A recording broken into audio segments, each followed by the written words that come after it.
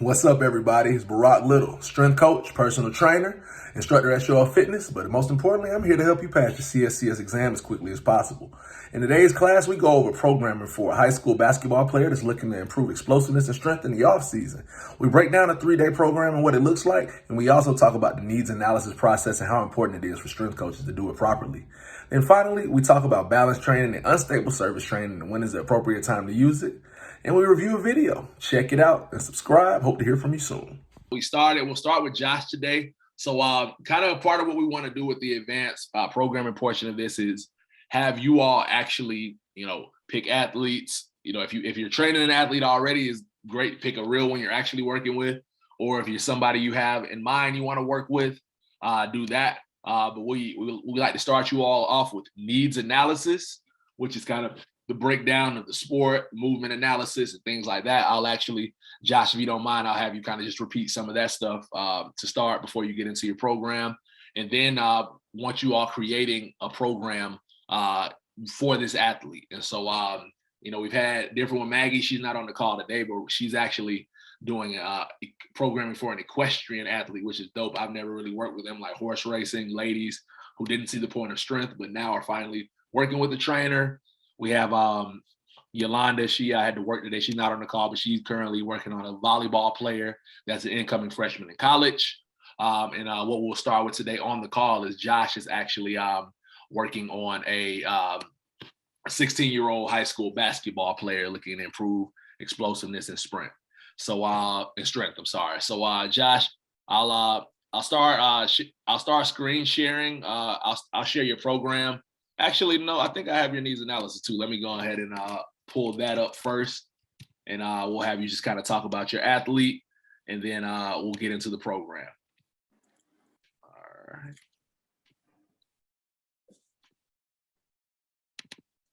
All right. Everybody can see that? Cool. All right. I'll flip it over to you, Josh. Don't mind my kids in the background. They're crazy at this time. All right. So made a needs analysis for a 16-year-old basketball player because we have, in Noonan High School here in Georgia, baseball and basketball. Hold up, you're at Noonan High? Yeah, yeah. Man, I went to Fayette County, man. Okay. Yeah, not too far from here. Yeah, all right. But yeah, so Dublin. Yeah, we got a lot of athletes out here or potential pro athletes out here. So so I was looking at a program for a 16-year-old basketball player, beginner lifter, has a history of ankle sprains and needs to get stronger and faster during the off season. So the needs analysis is going to target all three of the energy systems. So your ATP PC is pretty much for like rebounding. Your glycolytic will be for your fast breaks in basketball, and then oxidative is just having enough energy to last throughout the whole game. You'll be moving in all planes of motion, frontal, sagittal, and transverse. And the muscles that are used are your pecs, your quads, your hamstrings, your calves, shoulder, your back, arms, abdominals, pretty much everything, right? We need everything for basketball. But your common injuries that you'll find is ankle sprains, knee injuries, stress fractures, deep thigh bruising, and jammed fingers. Those jammed fingers suck. But training considerations will be mobility, strength exercises, especially for his ankles, power, plyometrics, and drills to improve speed, agility, reaction time, and hand-eye coordination. So that's pretty much the needs analysis for him. Now breaking, you want me to go right into the program? Yeah, let's go right into it. Okay, so breaking down the program, since he's a beginner lifter, I'm not going to put a lot of crazy stuff on him just yet. I still want to do an assessment on him just to see how his body moves.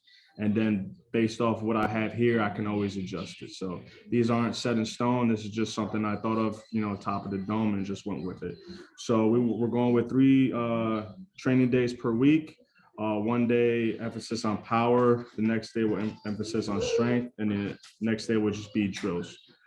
All right, so for the first day, we'll do a warm up. So since he has ankle sprains, we'll do banded ankle flexion plus extension for 2 minutes, for about 1 to 2 minutes.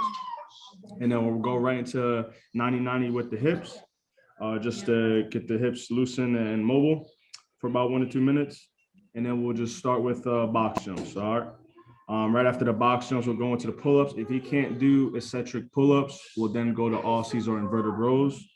And then we'll follow that with some planks. Obviously 30 seconds is just, I don't know him yet, but he comes in. If he could do planks for longer, we'll set it for longer.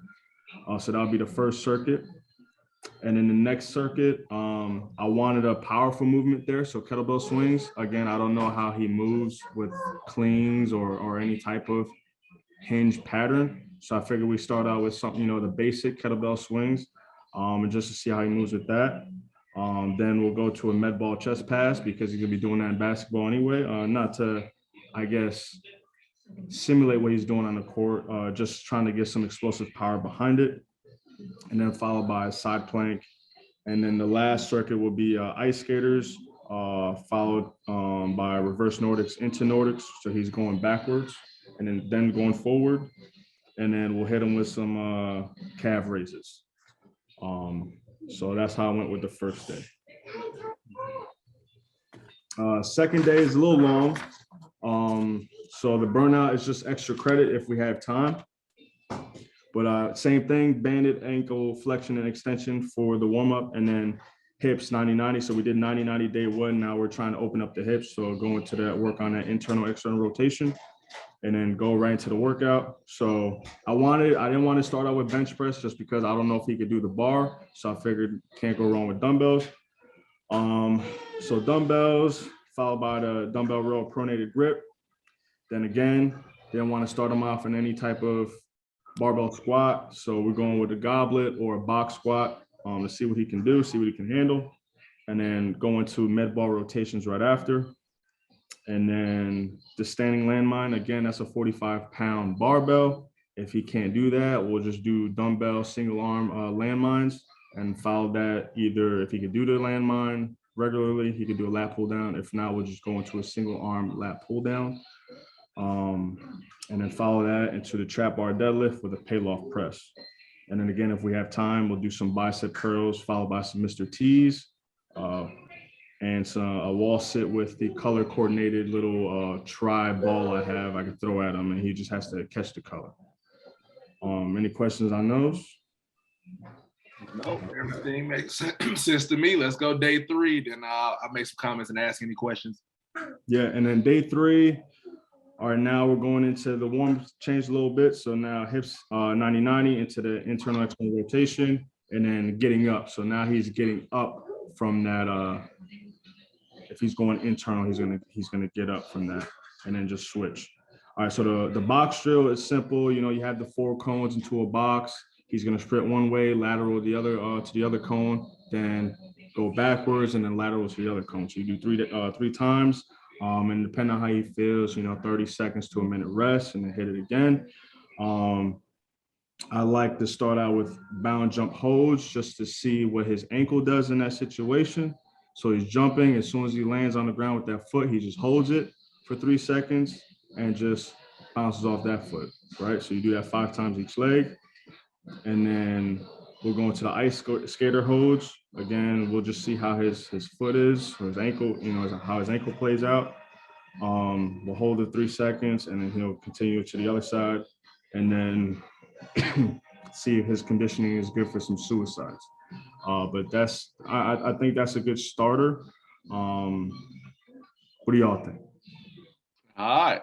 Cool. All right. So before I say make any comment, it's solid too.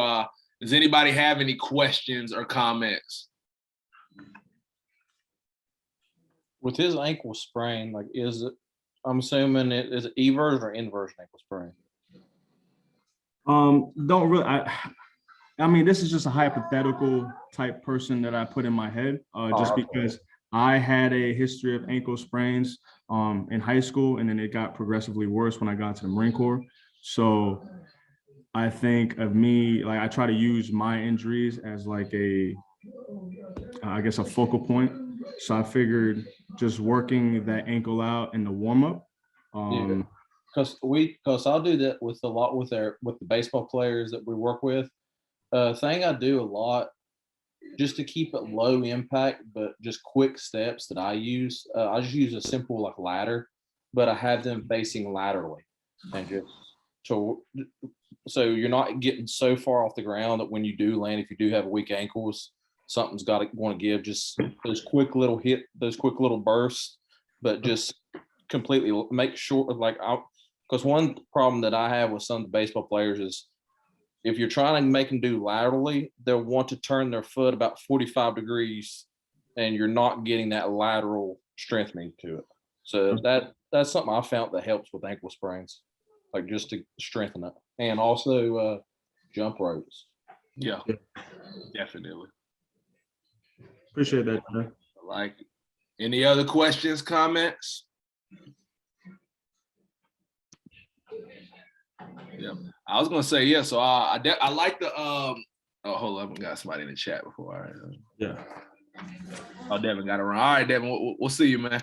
But yeah. So I like I like the breakdown a lot. So again, remembering we're in off season. So first and foremost, we know that we have time to really build them up and develop. Two, this is kind of where we can hit it a little harder, add some volume. So I like you having the strength day. Again, depending on how many, like if this is 3 days, I like this a lot.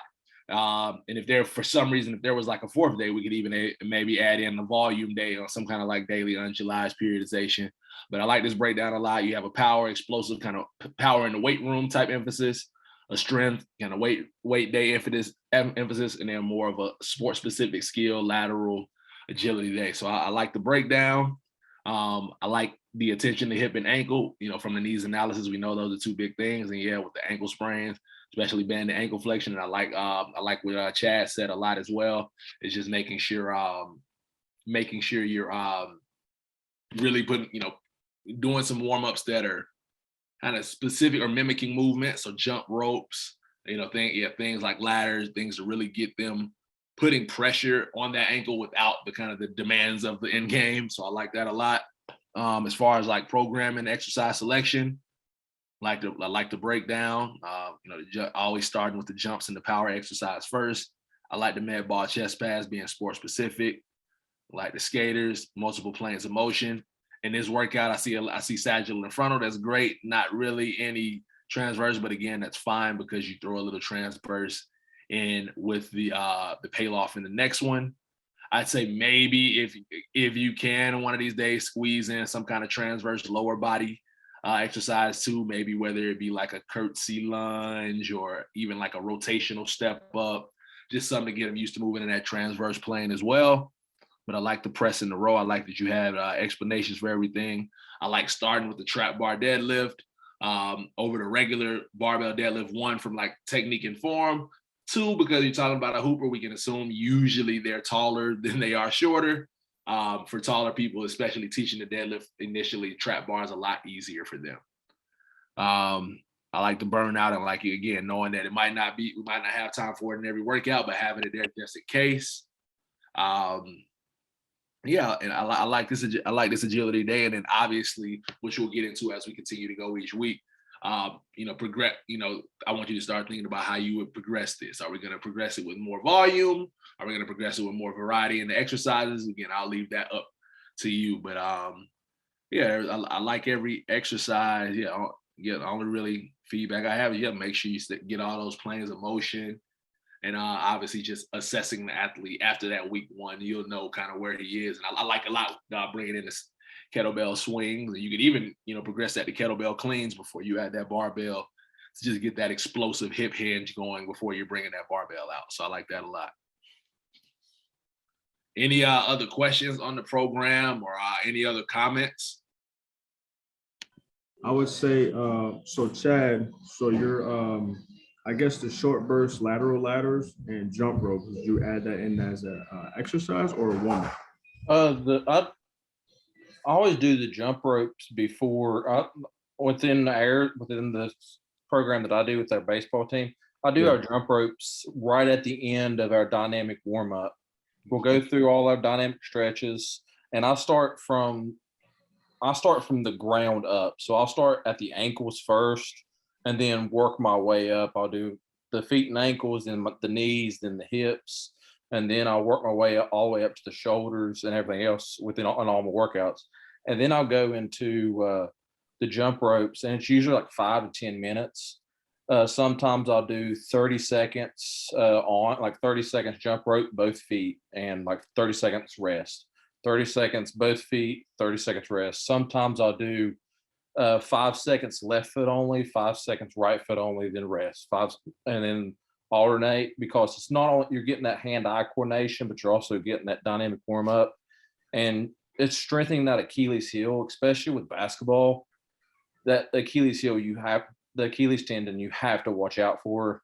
And then once we do all that, then I go into our agility portion, and I'll have them do, like on the first day of the week, I'll have them do that ladder, and that's its own workout. That's part of the agility portion. But the jump ropes I do every day and that's part of like the warm up. Awesome, appreciate it.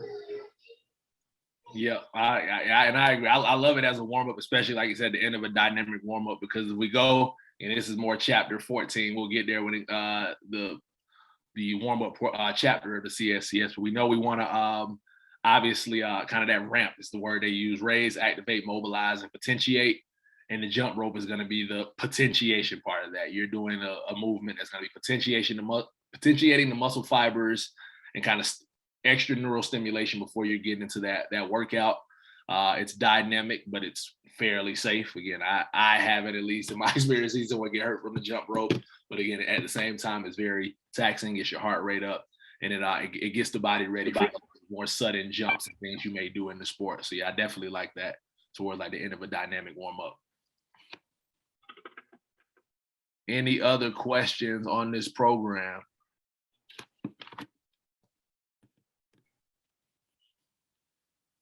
Cool. Yeah, I think that was a real good job. Again, I like how you broke it down, Josh. I think it's a great start. Like, there's nothing there that would make me think that, oh, this dude week one is just gonna have to tap out.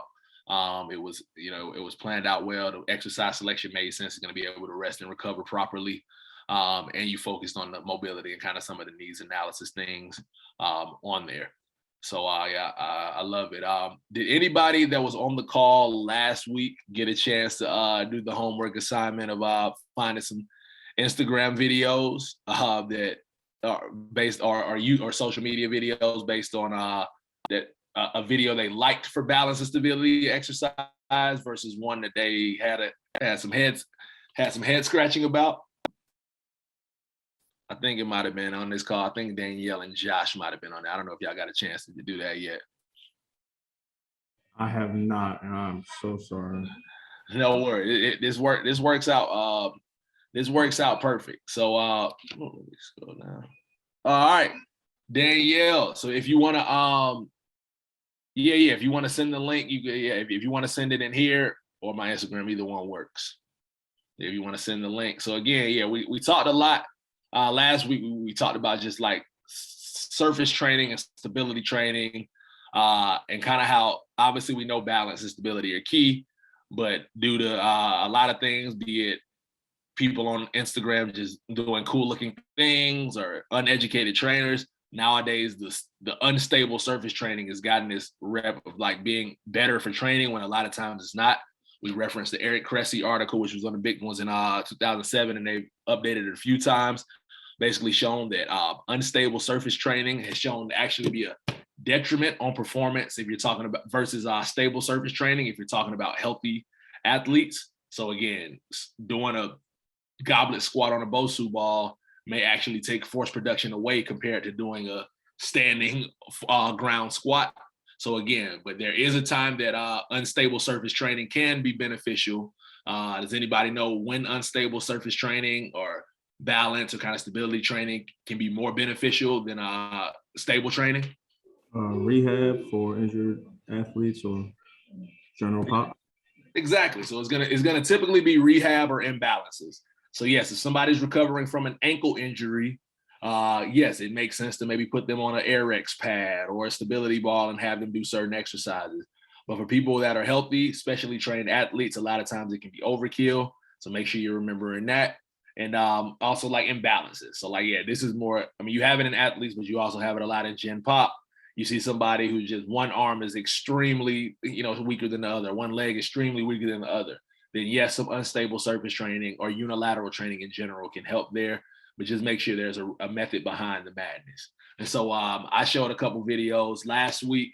I picked one kind of a funny one. You might have even seen it before, but it was Alvin Kamara, the Saints running back, who's a monster, but he was, carrying a full weight platform around with the truck, also dragging the truck and all this stuff. And on the surface, it looks like, oh man, this dude's a beast. But there's more risk than reward, and the training itself probably wasn't getting what his trainer thought he was getting done. So it's always important to make sure you're looking at these. So, all right, cool, Danielle, you just sent the link. Let me pull it up now. Let's see, come on, internet. There we go. All right.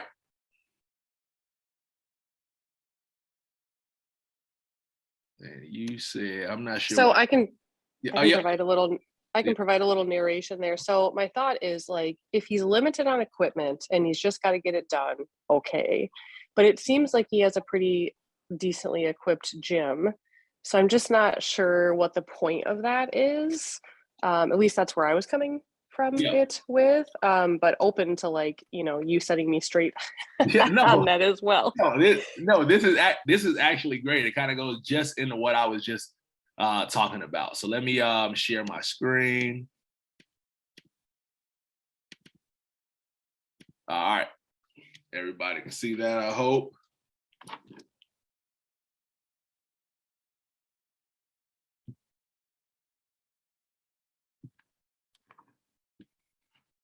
So this is a great one, and this is kind of like, I love this because, one, like, the guy looks the part. Again, I'm sure he got 800 likes. So I'm sure he has a solid following. He's clearly in shape. So this is a great one because, like, on the surface, nothing looks wrong with this. And so I always like to look into the description. Here are 5 Bosu ball exercises that will challenge your stability, strength, body control, and core control strength. We're focusing on practically the full body with all these exercises. It's great to add these in your routine and work those small muscles and stabilizers that are barely worked on a regular basis. So see, this is good. So, and that's why, like, it's important to, like, really, it's important to, like, look at research and actually compare things. Cause, like, on the surface, this sounds good. And is it dangerous for him? No, it isn't. He's healthy. But, like, for what he's talking about when he's talking about, like, these working those small muscles and stabilizers that are going to be barely worked on a regular basis, that's just simply not really true. You're going to work those small muscles and stabilizers if you were to be doing a weighted just deficit lunge. So, like, without, even if you were doing this, same thing, instead of a Bosu ball, having a deficit, just a step, you're weighting it, you're still working those same stabilizers. Now, again, you are adding a cognitive component. So again, is it a little more challenging to do cognitively? Obviously, you have to balance. But from a core and stability standpoint, for somebody that's healthy, no, this is not adding more core strength or stabilization. Now, again, you're going to get better at doing this. And that's where the mistake comes in a lot of time too. People think, look, I was not able to do this when I started. Now I'm able to do this and I mastered it. But what you did was get better at this very, very specific movement. And I think that's a key one. That's why we have to always, exactly. The strength comment was what threw me. A weighted lunge, et cetera, will build more strength in my mind. And you're 100% correct. Now, if he were to be doing the same thing and the caption instead was ankle sprains and stability. Let's go back. We even go to Josh's athlete he just talked about. If he was like, we know a lot of times in sports, ankle stability is an issue. A lot of athletes tend to get hurt. Ankle sprains due to that. This is going to be something that's going to really help you with, focusing cognitively and ankle stability. That is correct. But what he's saying is, howdy, y'all. It's your favorite trainer with a belt buckle. There's a little sneak peek into what our program consists of online. We can get anyone to pass the CSCS 90 days, but we also have case examples reviewing the needs analysis for specific athletes, as you saw with Brock and Josh going over a basketball player's program. So we're going to take a look at what Chapter 1 looks like, our study guide, so we can get you to pass this. Which of the following bones is part of the axial skeleton? Calcaneus, T4, or the patella? The calcaneus is your heel bone, that's appendicular. Your patella is your kneecap, that's appendicular. T4 is your thoracic region of the spine, that would be your axial. Which valve is also known as the bicuspid valve? The tricuspid, the mitral, or the semilunar? So the two lower valves are referred to as your semilunars. On the left side, you have the left atrium. Via your bicuspid valve, it goes to your left ventricle. Your left ventricle is going to pump blood to the body. Your right ventricle is going to pump blood to the lungs. We will review all of this so you can pass the CSCS, but most importantly, you need to gain hands-on experience in reviewing programming like you saw in this call. Shoot us a message on Instagram, Show Up Fitness Internship. If you want to sit in on one of our free live Zoom calls, shoot us a message, like, subscribe. Have a great day.